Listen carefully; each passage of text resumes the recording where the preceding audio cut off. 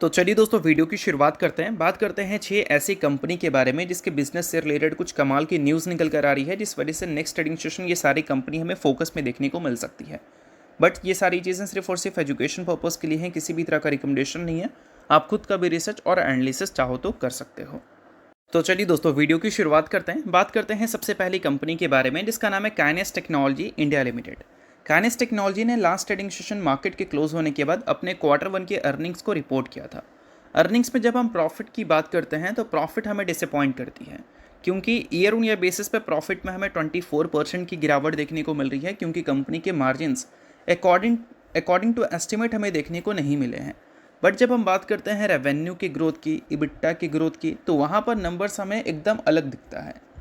तो चलिए सभी चीज़ों को थोड़ा सा डिटेल में समझ लेते हैं। तो देखो, इस बार कंपनी ने जो प्रॉफिट रिपोर्ट किया है वो 56 करोड़ का है। CNBC TV 18 के पोल के हिसाब से 69 करोड़ की एस्टिमेटेड थी। एस्टिमेट से ये नंबर काफ़ी कम है और पिछले साल के Q1 में 75 करोड़ के प्रॉफिट्स थे। तो पिछले साल के मुकाबले भी और एस्टिमेट के मुकाबले भी अगर देखा जाए तो प्रॉफिट्स के नंबर 24.4% से हमें गिरते हुए नजर आए हैं। और अगर हम रेवेन्यू की बात करें तो यहाँ पर 45.5% की अच्छी ग्रोथ दिखाई है इसने। 866 करोड़ की एस्टिमेट थी, रिपोर्ट 946 करोड़ इसने किया है। और इबिट्टा की अगर हम बात करें तो 30.5% से इबिट्टा इसने ग्रो किया है। 148 करोड़ का इबिट्टा इस बार इसने रिपोर्ट किया है, जो कि एस्टिमेटेड थी 130 करोड़ की। तो एस्टिमेट से बेहतर इबिट्टा है। बट जब हम बात करते हैं इबिट्टा मार्जिन की, तो ये भी मार्केट एस्टिमेट को मिस करता है। मार्केट एस्टिमेट से ये बेहतर दिखता है। मार्केट एस्टिमेट थी 15% की, रिपोर्ट हुआ 15.6%। बट हम ईयर ऑन ईयर बेसिस पे देखें तो यहाँ पर हमें गिरावट देखने को मिलती है, लगभग 120 बेसिस पॉइंट की। और ये इसलिए हुआ है क्योंकि पिछले साल के मुकाबले इस साल कंपनी के जो रॉ मटेरियल कॉस्ट हैं वो 57% से बढ़े हैं, एम्प्लॉय एक्सपेंसेस 44% से बढ़े हैं और अदर एक्सपेंसेस में गिरावट देखने को मिली है।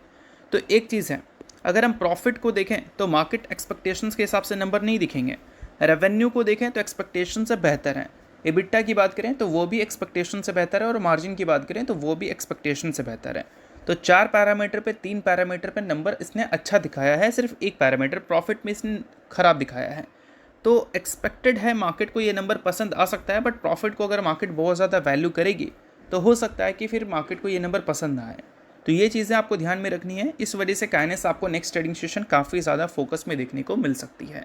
अब दोस्तों वीडियो में आगे बढ़ने से पहले बात कर लेते हैं सेबी रजिस्टर्ड टेलीग्राम चैनल के बारे में, जिसको आप ज्वाइन कर लो। लिंक इसका डिस्क्रिप्शन में दिख जाएगा।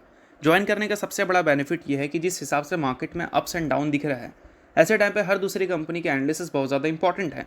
तो यहाँ पर आपको सभी कंपनी के टेक्निकल्स को एनालिसिस कर अपडेट होता हुआ देखने को मिल जाता है, जो कि हर किसी के लिए काफ़ी ज़्यादा यूज़फुल है।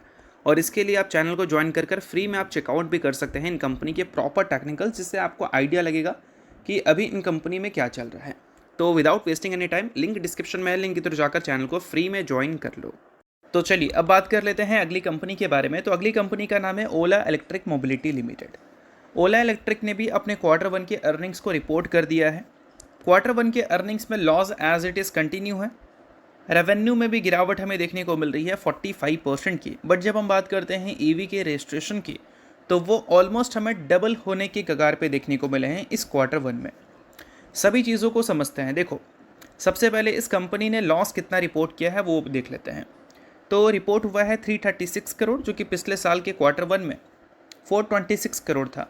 और इस बार मार्केट 356 करोड़ की लॉस की उम्मीद कर रही थी। एक्सपेक्टेशन से लॉस हमें कम देखने को मिला है। और साथ में एक और चीज़ मैं दिखाता हूँ आपको। जब कंपनी के क्वार्टरली रिजल्ट के डेटा को आप देखोगे तो पिछले 10 क्वार्टर का डेटा देख लो, ठीक है। पिछले 10 क्वार्टर का डेटा, पिछले 10 क्वार्टर में जितना कंपनी ने लॉस दिखाया है ना, उसको अगर इस क्वार्टर से कंपेयर करोगे तो इस क्वार्टर में लॉस अब तक का सबसे कम है। ये सबसे बड़ी बात है जो कि मार्केट को हो सकता है कि पसंद आ जाए, क्योंकि ओला इलेक्ट्रिक लॉस मेकिंग कंपनी है ना, प्रॉफिटेबल कंपनी नहीं है। तो कोई भी लॉस मेकिंग कंपनी जब प्रॉफिट के कगार पे आती है तो मार्केट को वो चीज़ें पसंद आती है। Example Suzlon energy, example Tata Motors. और अभी ओला इलेक्ट्रिक के लॉस लगातार अगर हमें कम होते हुए दिख रहे हैं तो ये बहुत अच्छी बात है। बट रेवेन्यू में जो डिक्लाइन दिखी है ये हो सकता है मार्केट को पसंद ना आए। Revenue year on year basis पे 45% से गिरा है।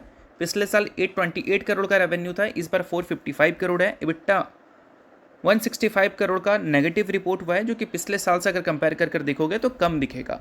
बट जब हम बात करते हैं रजिस्ट्रेशन की, तो वो Q&Q बेसिस पे हमें ऑलमोस्ट डबल होते हुए दिखे हैं।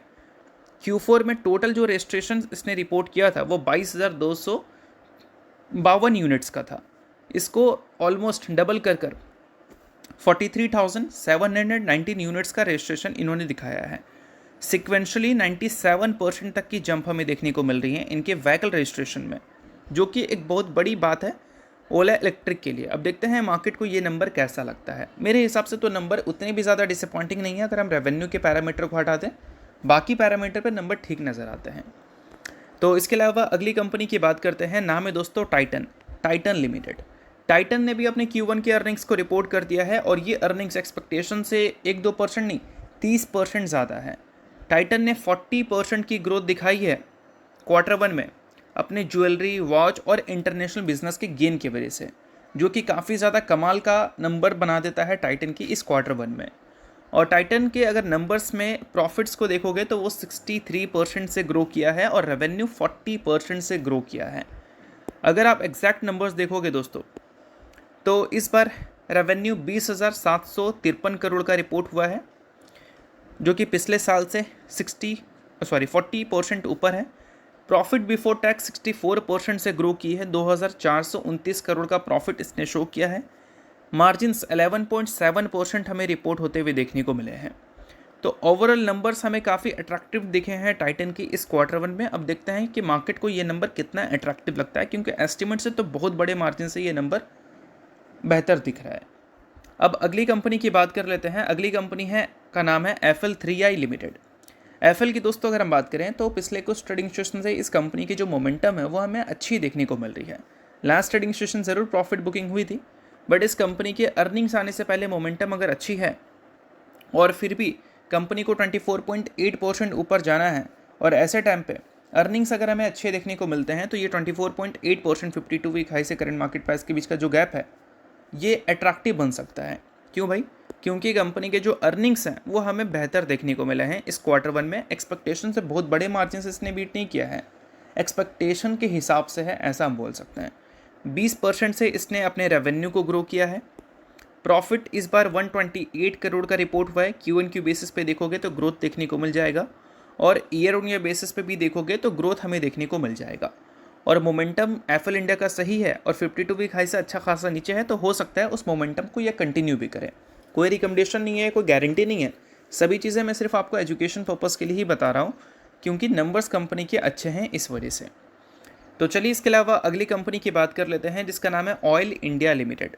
ऑयल इंडिया लिमिटेड दोस्तों आप सभी को पता है क्रूड ऑयल के बढ़ते प्राइसेस के वजह से काफ़ी ज़्यादा हाईलाइटेड थी, क्योंकि एक्सपेक्टेड था इस वजह से कंपनी के अर्निंग्स हमें बढ़ते हुए नज़र आ सकते हैं। और इस कंपनी ने Q1 के जो अर्निंग्स अपना रिपोर्ट किया है वो थोड़ा मोड़ा नहीं, बहुत ज़्यादा कमाल का दिखा दिया है। प्रॉफिट में 73% की स्पाइक देखने को मिली है, मार्जिन्स पे एक्सपैंड हुआ है और रेवेन्यू 12,500 करोड़ का रिपोर्ट हुआ है। मार्जिन्स अगर देखोगे तो इस बार 46.3% का रिपोर्ट हुआ है, जो कि पिछले साल 30.3% ही हमें देखने को मिल रही थी। तो ऑपरेटिंग प्रॉफिटेबिलिटी जो है वो हमें काफ़ी शार्प इम्प्रूव होते हुए नज़र आए हैं। और साथ में अगर हम बात करें कंपनी के एग्जैक्ट नंबर्स के बारे में, तो 3630 करोड़ का कंसोलिडेटेड प्रॉफिट इसने शो किया है, जो कि पिछले साल के Q1 में 2100 करोड़ था। रेवेन्यू 34.5% से हमें ग्रो करता हुआ नजर आया है, 9,293 करोड़ पिछले था, इस साल 12,503 करोड़ है। और इबिट्टा भी हमें 76.6% से ग्रो करता हुआ दिखा है, और इबिट्टा मार्जिन में तो शार्प इंप्रूवमेंट हमें देखने को मिल ही रही है। तो ऐसे नंबर के बाद एक्सपेक्टेड है कि मार्केट को ये नंबर को तो रिस्पेक्ट करना होगा। अब देखते हैं नेक्स्ट ट्रेडिंग सेशन मार्केट को ये नंबर कैसा लगता है। मुझे तो अच्छा लग रहा है, बाकी आपको नंबर कैसा लग रहा है वो मुझे कमेंट में ज़रूर बताना। तो होप करता हूँ दोस्तों ये वीडियो आपको अच्छा लगा होगा। लाइक कीजिए, सब्सक्राइब कीजिए। वीडियो के लिए बहुत बहुत शुक्रिया।